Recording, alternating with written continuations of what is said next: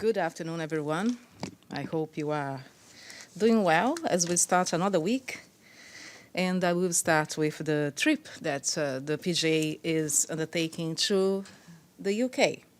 The President of the General Assembly spoke at the opening ceremony to celebrate the 175th anniversary of the YMCA. In her remarks to an audience of about 5,000 young people, Ms. María Fernanda Espinosa commended the participants for their work throughout the history of YMCA to promote social justice, peace, and make equality a reality to all.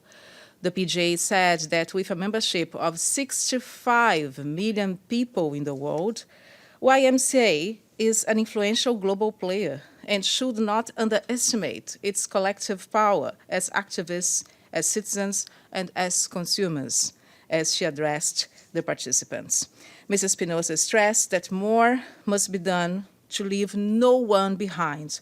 Today, 600 million young people, a third of the total youth population, live in fragile and conflict-affected states.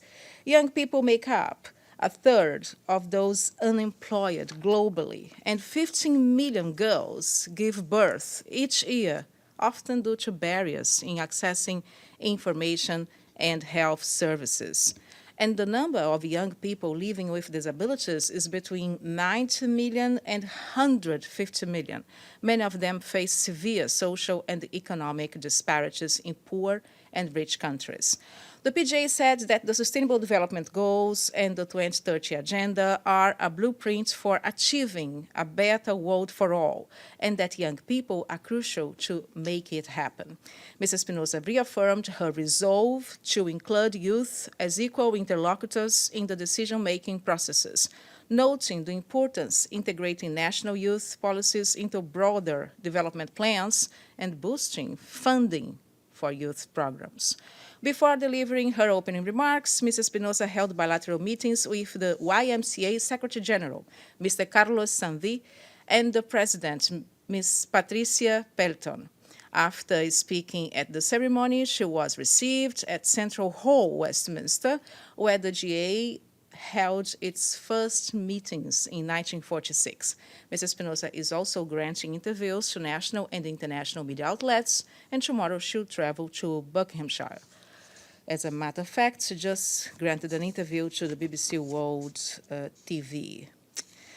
And yesterday, the GA president issued a tweet condemning the attacks, which took place in El Paso, Texas, and Dayton in the U.S. state of Ohio, which killed dozens of people and left many others injured.